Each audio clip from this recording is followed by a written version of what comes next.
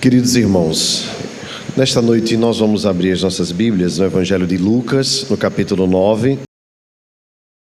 Leremos dos versos de 46 a 50. Evangelho de Lucas, capítulo 9, versos de 46 a 50. Hoje, extraordinariamente, nós não faremos a exposição em Colossenses, mas eu gostaria de trazer aos irmãos uma reflexão, creio que importante para os nossos dias, em especial para os dias mais próximos a nós. Lucas capítulo 9, versos de 46 a 50. Nós vamos fazer a leitura, depois eu farei então a contextualização para que os irmãos possam entender melhor o sentido da passagem. Depois nós partiremos para a explicação e para as aplicações. Diz assim a palavra do nosso Deus: levantou-se entre eles uma discussão sobre qual deles seria o maior. Mas Jesus, sabendo o que lhes passava no coração, tomou uma criança, colocou-a junto a si e lhes disse: quem receber esta criança em meu nome, a mim me recebe. E quem receber a mim, recebe aquele que me enviou. Porque aquele que entre vós for o menor de todos, esse é que é grande. Falou João e disse: mestre, vimos certo homem que em teu nome expelia demônios e lhe o proibimos, porque não segue conosco. Mas Jesus lhe disse: não proibais, pois quem não é contra vós outros é por vós. Vamos orar, irmãos, mais uma vez. Senhor querido, nós te agradecemos por tua palavra, pela graça de podermos expô-la publicamente, de lê-la em nossa própria língua, e pela certeza que nós temos que ela é lâmpada para os nossos pés e luz para os nossos caminhos, que ela nos faz mais sábios até mesmo que os idosos, porque aguardamos no coração. Cremos, Deus, que a tua palavra, juntamente com teu Espírito, são poderosos para transformar em nossas vidas. Por isso nós te rogamos, age como te apraz, edifica-nos, conforta-nos, consola-nos, traz-nos orientação, corrige-nos, e que tudo redunde em glória e louvor ao teu nome. Em nome de Jesus te pedimos. Amém. Amém. Meus irmãos amados, o mundo natural vive numa constante guerra, numa constante competitividade. As pessoas querem sempre se sobressair. Nós somos, na verdade, estimulados a isso, né? A fazermos diferente e tentarmos, pela nossa própria produção, pelo nosso próprio mérito, galgar lugares mais altos e melhores. E isso em si não é nenhum problema. O problema é quando o nosso coração vive em função disso. E nós, muitas vezes, para alcançarmos esses lugares, passamos por cima das pessoas, e vocês sabem muito bem como é neste mundo, no ambiente de trabalho, faculdade e tantos outros ambientes que nós frequentamos. Nós sempre temos relatos de pessoas que não medem esforços, que não guardam princípios e valores desde que o seu propósito seja alcançado, que é subir, que é se autoafirmar, que é crescer. E Jesus então está introduzindo aqui para os seus discípulos uma nova cultura do seu reino. E isso não seria fácil de ser implantado na mente dos apóstolos. Jesus iria passar 3 anos com eles de ministério, passou. E a implantação dessa percepção, dessa nova mentalidade, dessa nova realidade na vida dos apóstolos, deveria ser aprendida por eles de maneira não apenas teórica, mas prática. Assim sendo, alguns eventos acontecem com o objetivo de formar o caráter de Cristo na mentalidade dos discípulos, dos apóstolos. E o que isso tem a ver conosco? Tem absolutamente tudo a ver, porque nós não somos cidadãos deste mundo, nós não somos deste reino. Assim como o reino do nosso Senhor não é deste mundo, nós também não somos. Então, na verdade, nós cristãos vivemos uma contracultura, no sentido de que os nossos valores que foram nos apresentados pela graça de Deus por meio do Evangelho vão de encontro àquilo que é pregado, é vivido neste mundo de muita perversidade, esse mundo que é tão duro às vezes de nós lidarmos. Para Jesus ensinar isso para os apóstolos, para que isso ficasse ainda mais formado ou forjado na mente deles, Jesus então vive algumas experiências com esses apóstolos. Uma delas está um pouquinho antes desse texto que nós lemos, que é a transfiguração de Jesus. Ele sobe ao monte, chama 3 dos seus apóstolos, vocês bem sabem que eram 12 os apóstolos. Jesus chama Pedro, Tiago e João e sobe para o monte com eles. Apenas Pedro, Tiago e João, o barquinho não foi. Eu sei que na sua cabeça veio logo Pedro, Tiago e João no barquinho, né? Mas o barquinho ficou embaixo porque eles foram para o monte. E quando eles estavam lá, o texto nos diz que Jesus resplandeceu o seu rosto, as suas vestes também embranqueceram, de tal forma que os apóstolos viram a glória de Jesus e uma voz dos céus que disse: "Este é o meu filho, o meu eleito, a ele ouvi."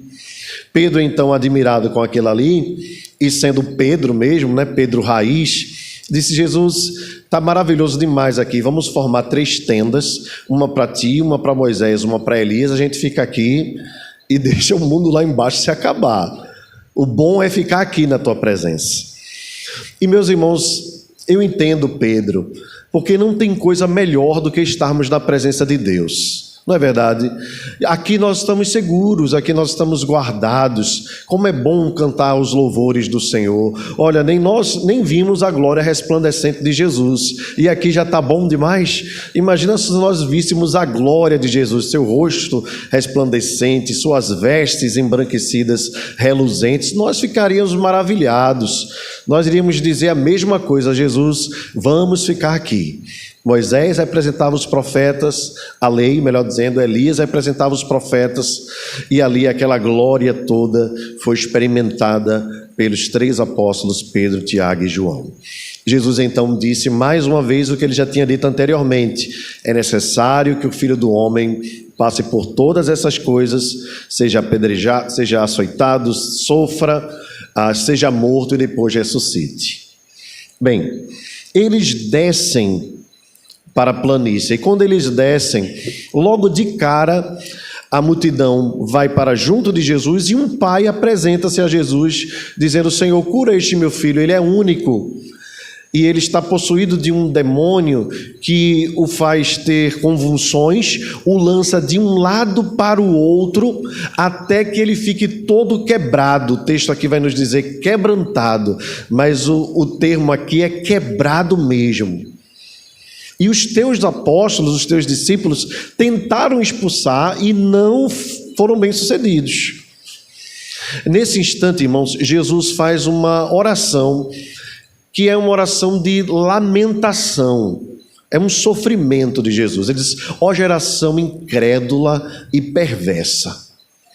Mas antes de eu falar da oração, observe que Lucas faz questão de registrar esse texto na sequência, exatamente para mostrar as duas realidades. Se no monte com Jesus, Moisés e Elias havia glória essa que Pedro queria passar a eternidade lá embaixo havia desgraça, miséria, sofrimento e tudo aquilo que Satanás podia fazer para destruir a vida das pessoas.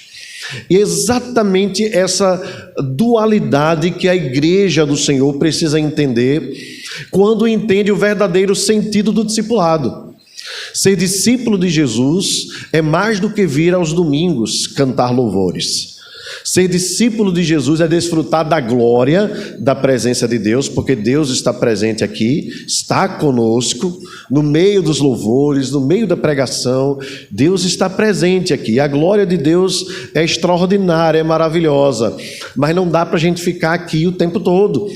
A gente precisa descer para a realidade de um mundo que está caído, de um mundo que está sendo açoitado pelo diabo, de pessoas que estão presas aos vícios, às enfermidades, às doenças, aos males deste mundo. E talvez tenha sido isso que Pedro não conseguiu entender a princípio. Jesus então lamenta pela geração incrédula e perversa e diz àquele homem: traz o teu filho. Jesus então o cura, expulsando o demônio, devolve a criança ao pai, possivelmente no seu próprio colo, e todos ficaram maravilhados com o que Jesus fez. Só que logo após isso o texto nos diz que Jesus, vendo que todos estavam maravilhados, pediu mais uma vez que os discípulos entendessem. O Filho do Homem, o texto diz assim: sai nos vossos ouvidos as seguintes palavras: o Filho do Homem está para ser entregue nas mãos dos homens. Mas o texto nos diz que eles não conseguiram entender completamente o que Jesus estava falando.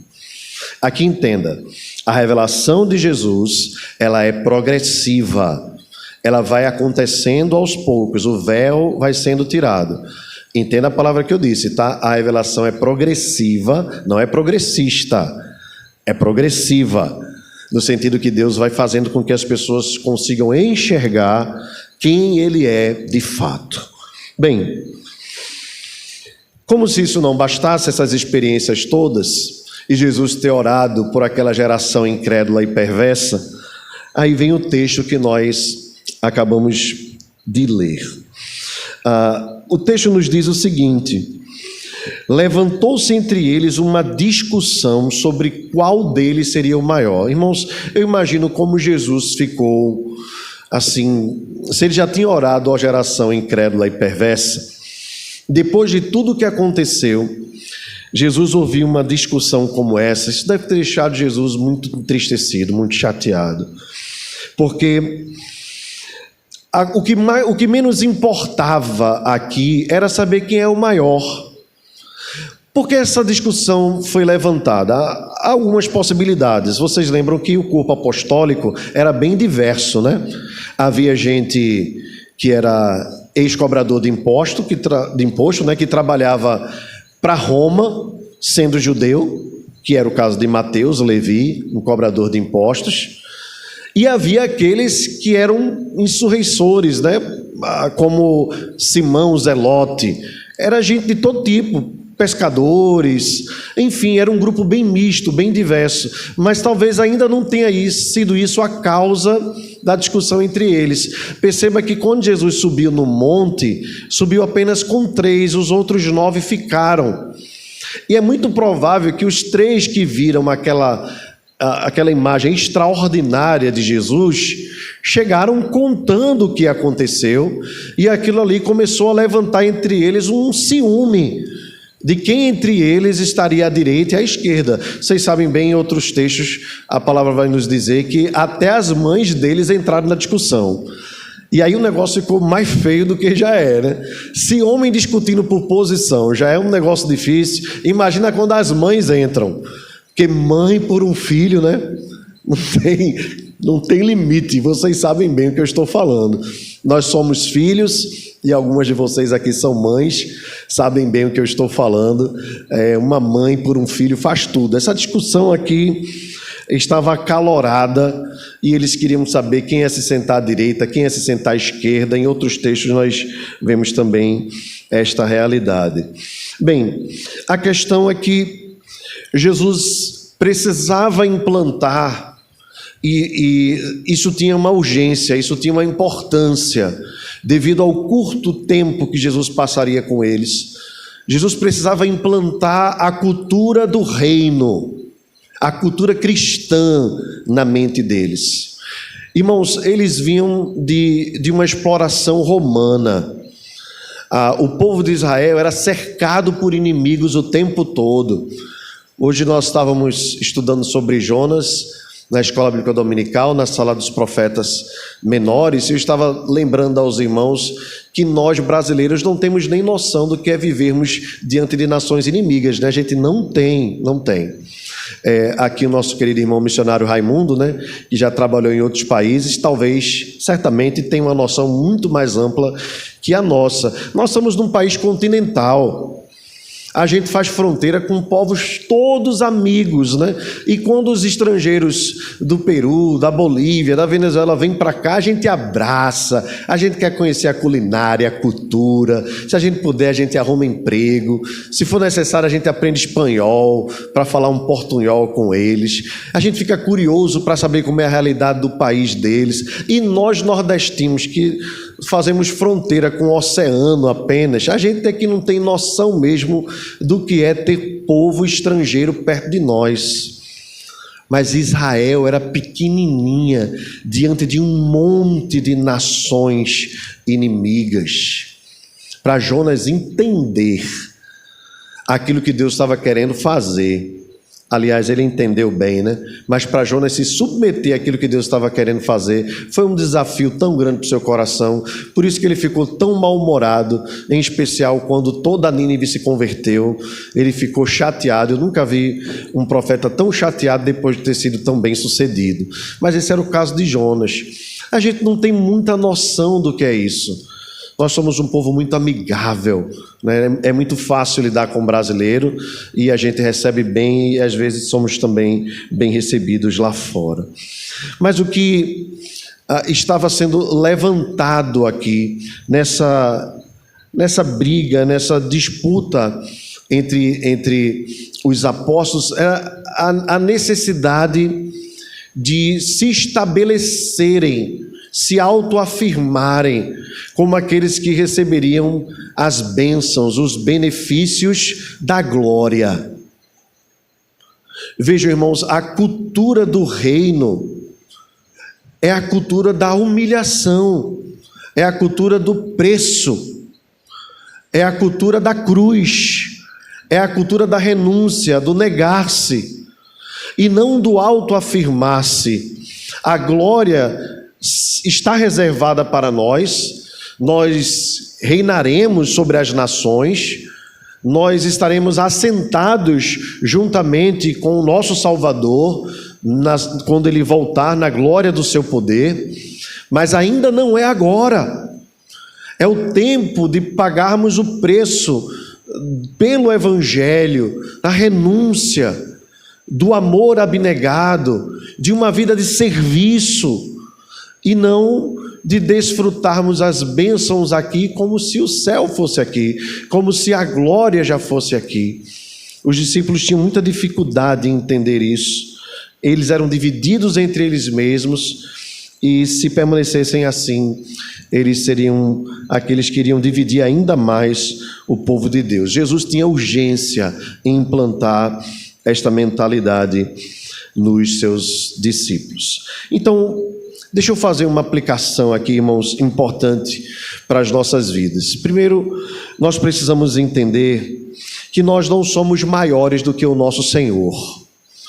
Infelizmente, para muitos, foi pregado um evangelho que não é verdadeiro, que apresenta uma jornada fácil, de flores, uma jornada onde não é preciso se esforçar, onde não é preciso se humilhar, onde não é preciso pagar o preço no sentido do discipulado, como se nós já estivéssemos na eternidade com o Senhor. Eu estou me referindo à teologia da prosperidade, que tem promovido tantos males nos nossos dias. Basta nós ligarmos o rádio, a TV.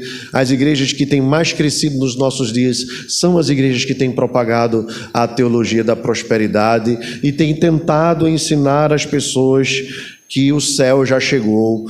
E ainda mais, que se você não tem prosperado, em especial financeiramente, é porque talvez você não seja verdadeiramente um cristão. O que tem feito com que muitas pessoas estejam sofrendo, porque não conseguem discernir, entender como um crente pode passar por sofrimento, exatamente por conta de um falso evangelho que lhes foi implantado na cabeça, na mente, e que é enraizado através de canções, de pregações, que massageiam o ego, que afastam as pessoas do verdadeiro sentido do evangelho.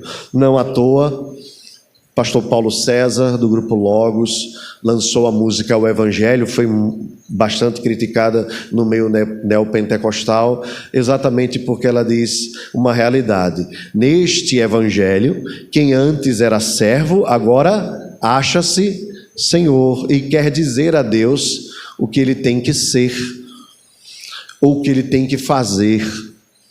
O Evangelho, irmãos, ele é puro, ele é simples.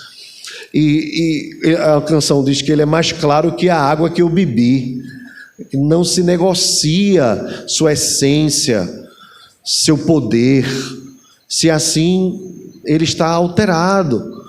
O verdadeiro evangelho, irmãos, nos mostra que Jesus sofreu, padeceu, morreu e ressuscitou ao terceiro dia. E ele disse: quem quiser vir após mim, a cada dia negue-se a si mesmo, tome a sua cruz e siga-me. Um discípulo é um seguidor, é passo a passo. Isso não nos faz corrermos atrás dos sofrimentos, nós nem precisamos, eles são naturais da vida. A gente já nasce chorando. E a vida é repleta de dificuldades, nós vamos enfrentá-las naturalmente. A questão não é essa. A questão é a certeza que nós temos da vitória em nome do Senhor, e a certeza que nós temos que as bênçãos que nos estão reservadas no porvir não podem ser comparadas às dificuldades que nós passamos nesta vida, e que nós não somos maiores do que Jesus. Se ele sofreu, nós também sofreremos. A nossa posição, irmãos, na verdade, é a posição de servos. Olha o que Jesus faz aqui no verso 47. O texto nos diz que Jesus, sabendo o que se passava nos seus corações, tomou uma criança, diz o verso 47, colocou-a junto a si e lhes disse. Vamos ler todos juntos agora? Quem receber esta criança...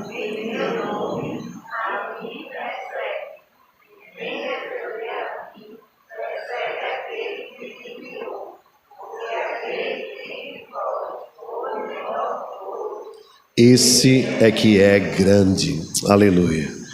Meus irmãos, vejam, Jesus toma uma criança nos braços. Não foi à toa que ele fez isso.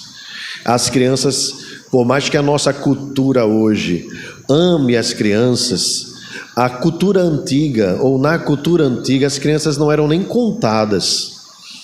E vocês devem lembrar que houve um evento em que as crianças se aproximaram de Jesus e os discípulos tentaram enxotá-las, afastá-las. Jesus repreendeu os discípulos, dizendo: deixai vir a mim os pequeninos, não os embaraceis ou não os impeçais, porque deles é o reino de Deus.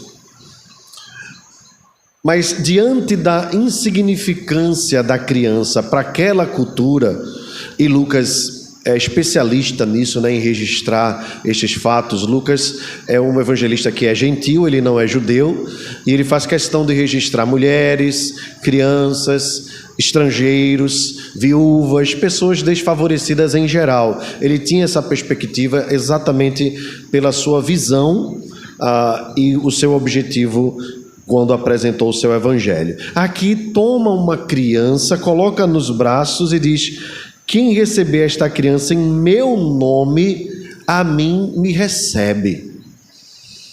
Nós estamos falando de Jesus, irmãos, o Rei dos Reis, o Senhor dos Senhores. Jesus se coloca tal como uma criança aqui. E diz mais, ele diz: e quem receber a mim, recebe aquele que me enviou. Jesus está deixando muito claro queridos, que no reino de Deus, na jornada do discipulado, na cultura que Ele está implantando na mente dos seus discípulos, nós precisamos servir aos menores, nós precisamos servir as pessoas. Ao invés de nós querermos nos impor diante das pessoas, a nossa imposição é uma imposição servil. Nós somos chamados a amar, nós somos chamados a renunciar o nosso próprio ego em favor das pessoas. Agora vejam, irmãos, se essa não é uma contracultura, se isso não tem sido de forma contrária tão forte no nosso país, estamos vivendo tempos tão tenebrosos, onde a vida humana não tem mais valor nenhum, onde as pessoas mais vulneráveis são as que têm mais sofrido. Nós vimos agora, estamos acompanhando o roubo que fizeram na aposentadoria dos mais pobres, gente que nem imaginava que estava sendo roubada por um esquema, por um sistema que tira de quem menos precisa, porque as pessoas estão ainda insatisfeitas, aqueles que estão lá em cima, com o recurso que já tem. Você já percebeu que alguns desses homens, quanto mais velhos se tornam, mais desejosos pelo poder eles se tornam? É um negócio assim que nos deixa aterrorizados. Quanto mais tem, mais eles querem. Jesus diz: entre vocês não vai ser assim. Entre vocês vai ser uma vida de serviço, de entrega e de renúncia.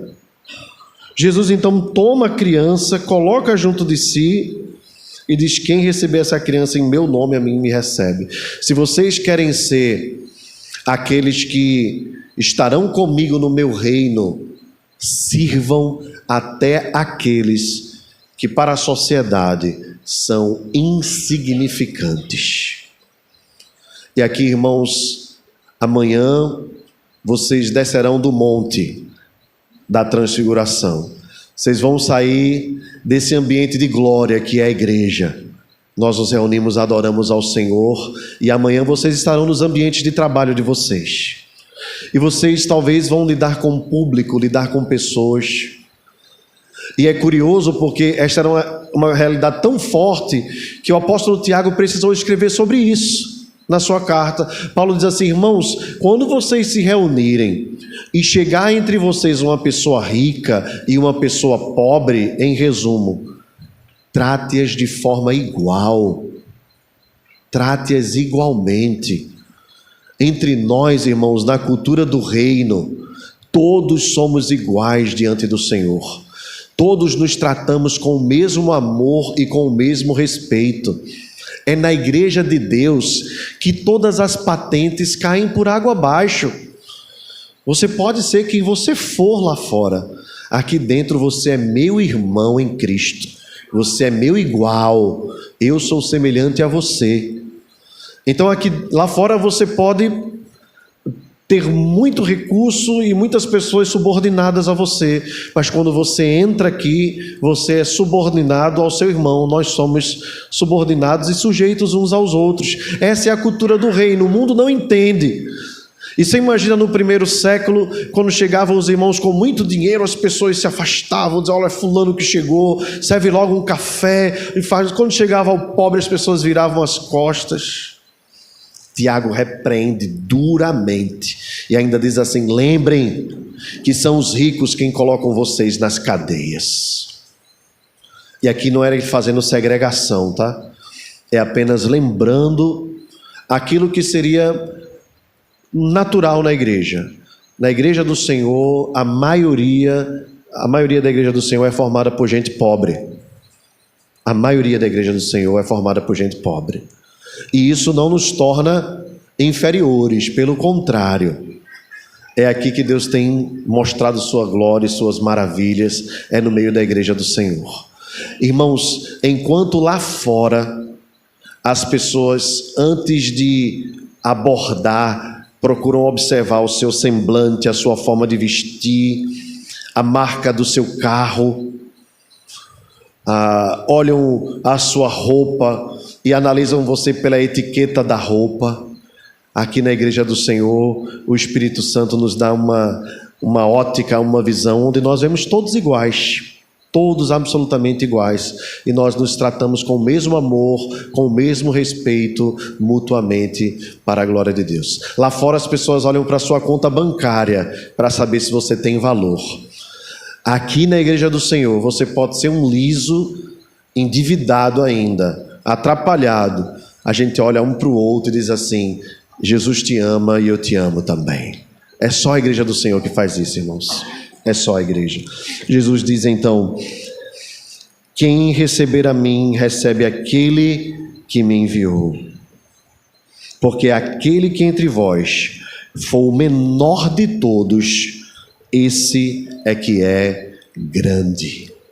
Esse é que é grande. E que exemplos nós temos, irmãos?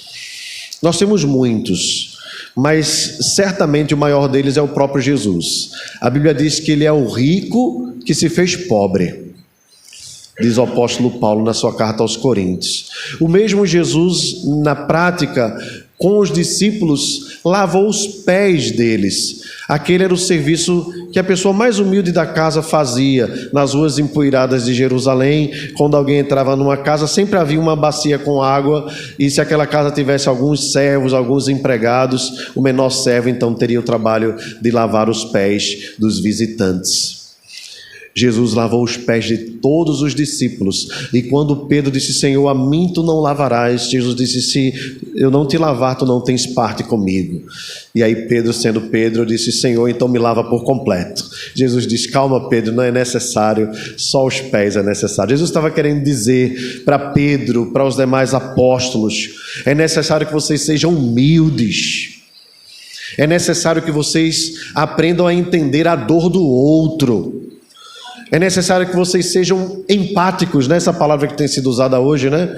Que vocês entendam que vocês são iguais, que vocês são semelhantes, e tratem uns aos outros com todo zelo, com todo cuidado, com todo amor, com todo respeito. Como eu pego essa criança, que para muitos é insignificante, no colo, vocês precisam se amarem, mas a despeito disso, vocês estão procurando lugares para se assentar.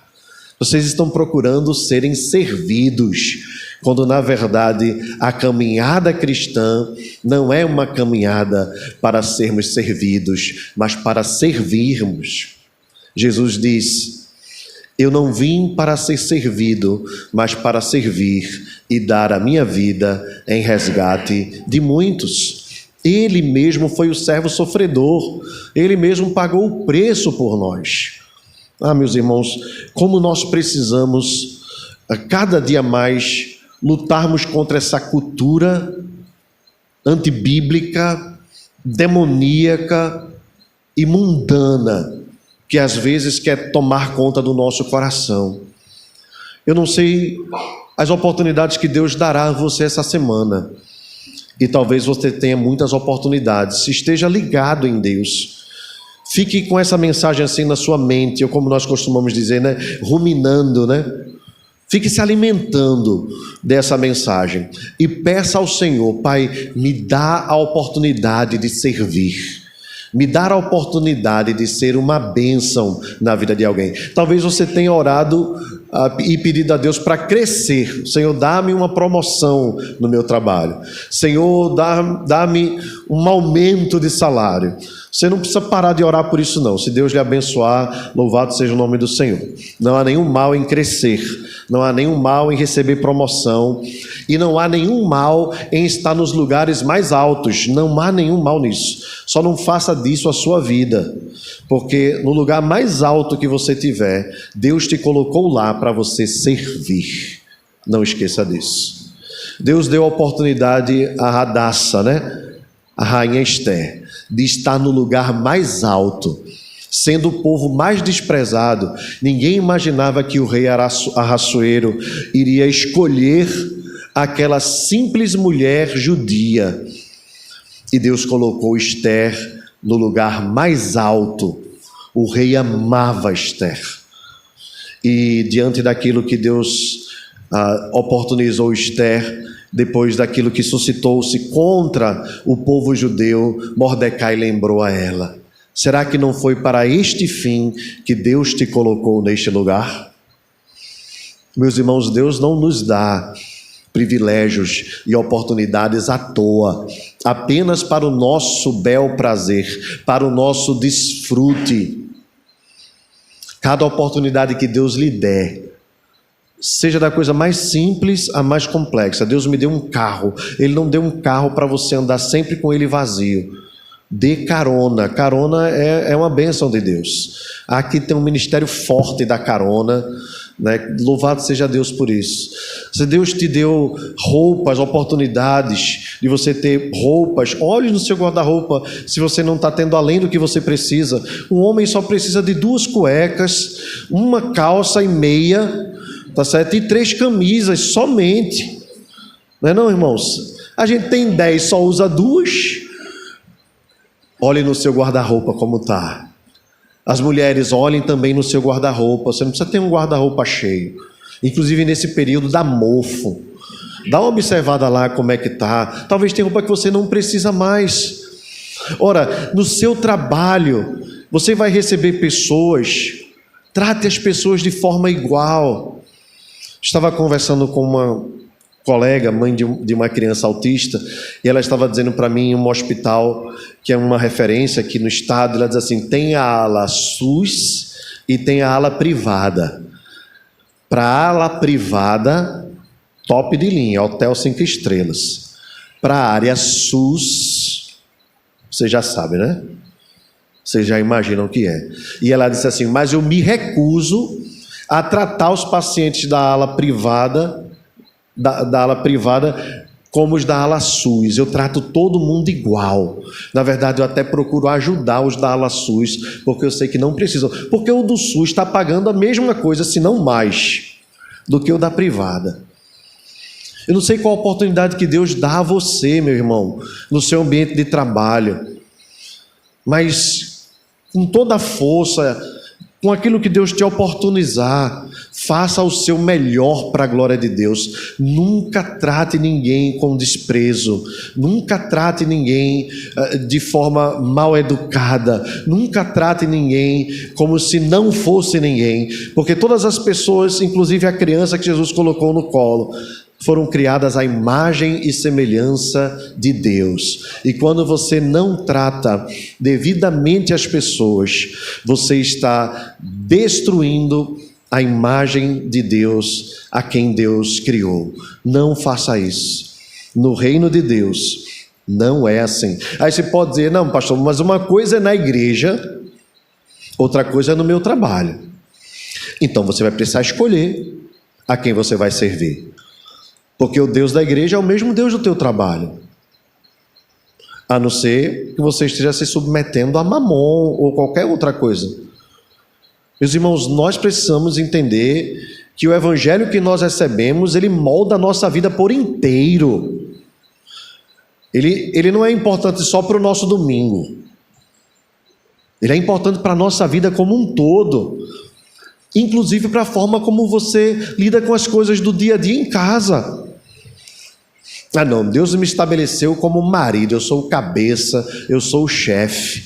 Lembre que Jesus também era o chefe, o cabeça, e o cabeça morreu pela igreja.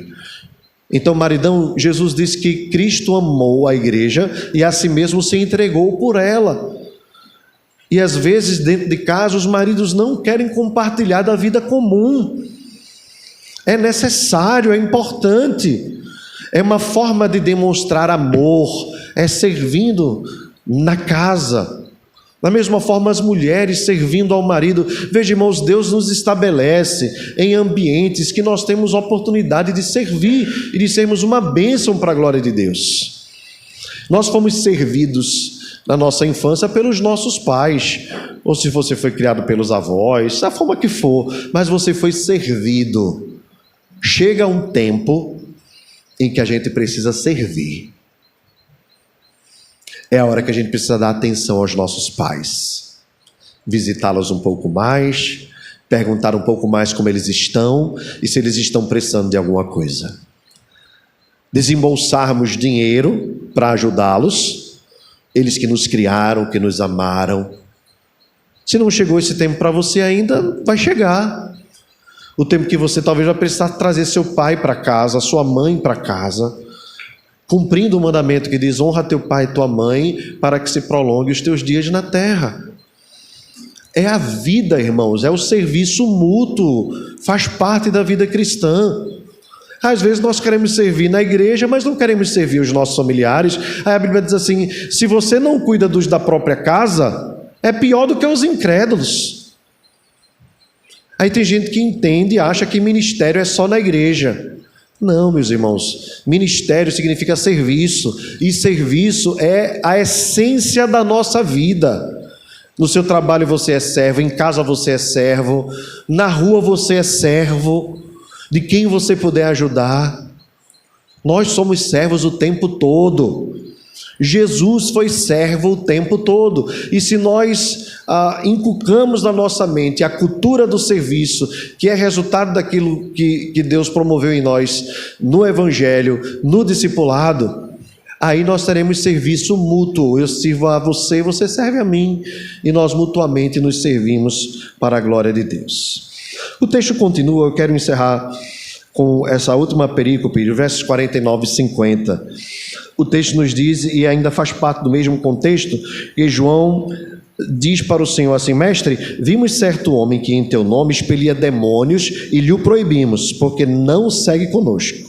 Mas Jesus lhe disse: não proibais, porque quem não é contra vós outros é por vós. Veja que coisa curiosa, né? Surgiu aqui. Nós não sabemos quem é este homem a quem João se refere, mas certamente é alguém que se converteu a Cristo e recebeu graça, poder para fazer a pregação, expelir demônios, enfim. Nós sabemos que o corpo apostólico era formado por 12, mas além deles haviam os discípulos, né? Os demais discípulos. Nós sabemos bem disso pela Escritura. Então, provavelmente este era um discípulo de Jesus, não fazia parte do corpo apostólico. Então João olha e diz assim: Senhor, ele não anda conosco, não faz parte do nosso time, não é da nossa equipe, não teve as mesmas experiências que nós tivemos e está expulsando demônio. Vamos mandar ele parar. Jesus diz: não proíbam, não proibais, porque quem não é contra é a favor. Ele está trabalhando em favor do reino. Ele não precisa ser do mesmo time, da mesma equipe. Ele não precisa estar no meio do corpo apostólico. Veja que, irmãos, mesmo depois de Jesus ter falado tudo isso, os discípulos ainda estavam com a mente facciosa, divisionista. Eles eram assim, e Jesus vai trabalhando com eles aos poucos. É por isso que é imaturidade na caminhada cristã nós segregarmos entre nós cristãos verdadeiros, os verdadeiros cristãos, e aqui eu não estou me referindo a uma atitude ecumenista, entenda bem, eu estou me referindo aos verdadeiros cristãos. Às vezes nós nos degladiamos entre nós. Porque eu sou presbiteriano, porque eu sou batista, porque eu sou assembleiano. Eu não posso ir numa igreja batista, eu não posso ir numa Assembleia de Deus. Os presbiterianos se arrogam de serem os mais intelectuais, os da palavra.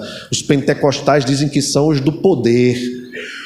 E os batistas dizem: nós somos os baptistas, né? Porque o batista tradicional bota o P mudo no meio, né? Baptista, nós somos os maiores. Jesus diz assim: se vocês querem ser os maiores, sirvam, né?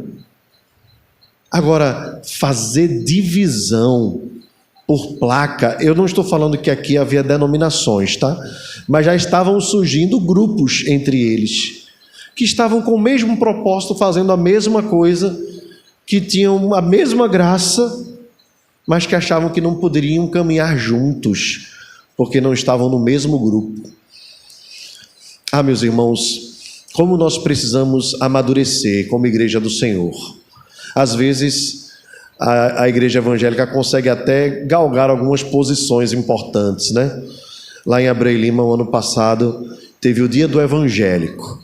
E eu fiquei muito feliz porque o pastor Gesiel Barbalho, da primeira igreja batista, esposo da irmã Edmeia, né, lá da igreja de Rio Doce, do coral, foi lá na igreja em Abreu, foi me conhecer e disse: pastor, nós queremos que o senhor participe, que a igreja participe. E ainda mais me chamou para ser o pregador da noite. Veja que maravilha, eu pregar num trio elétrico, né? Ainda teve os irmãos da Igreja do Amor tocando lá enquanto eu pregava. Eu estava doido para puxar a tomada assim deles, eu tentando me concentrar, e eles lá, mas é o estilo deles, né? E foi uma bênção, irmãos. Estava a Igreja do Amor, estava a Congregacional, estava a Batista, a gente foi junto com a Presbiteriana Renovada.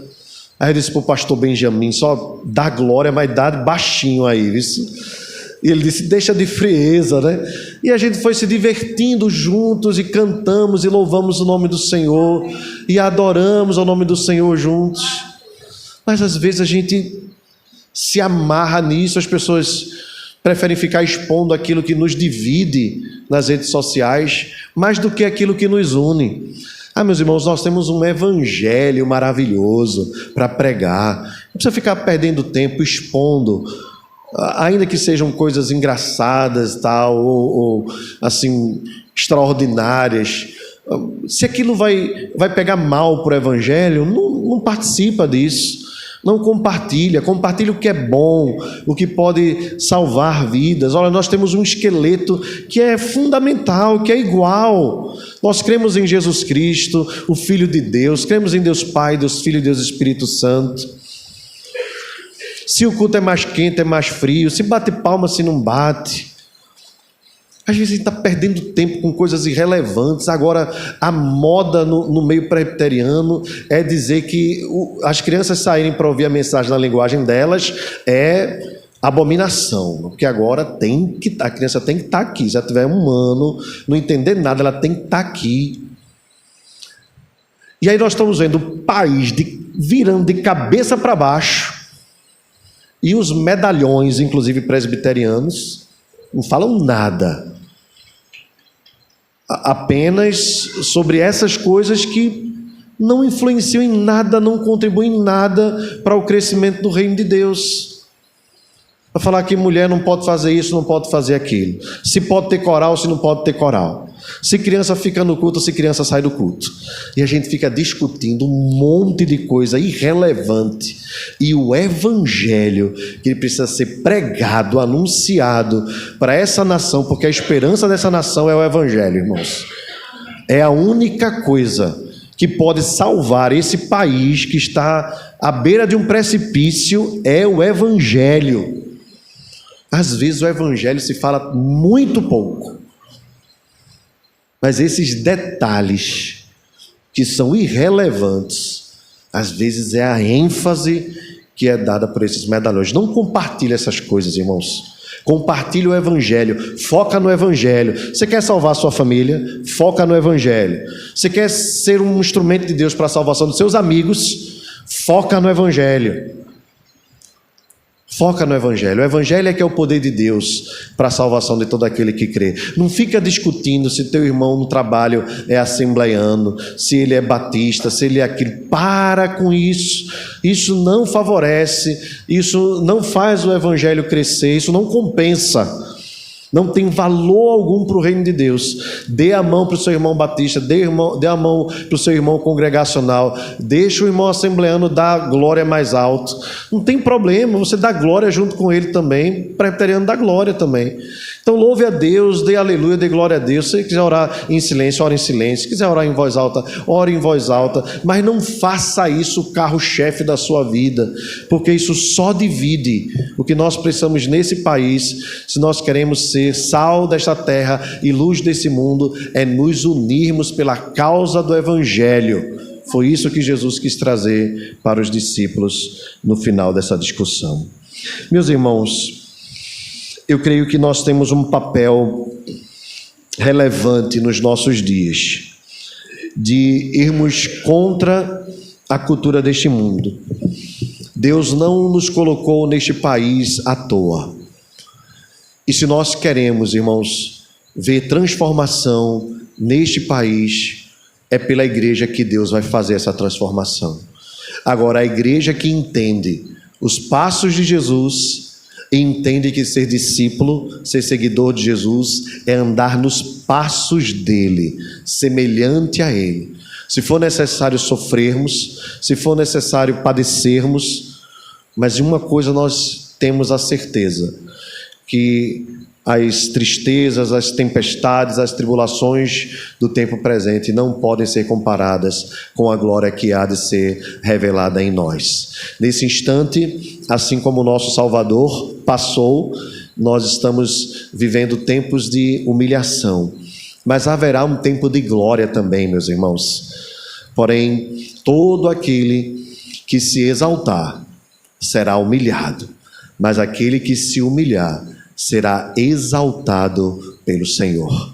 Que a nossa porção seja a segunda, que nós abramos mão de nós mesmos, que nós renunciemos à nossa própria vida, mortifiquemos a nossa própria carne, para que nós possamos viver para Deus. E em tempo oportuno, Ele nos exaltará para a glória do seu nome. Amém? Vamos ficar de pé, irmãos.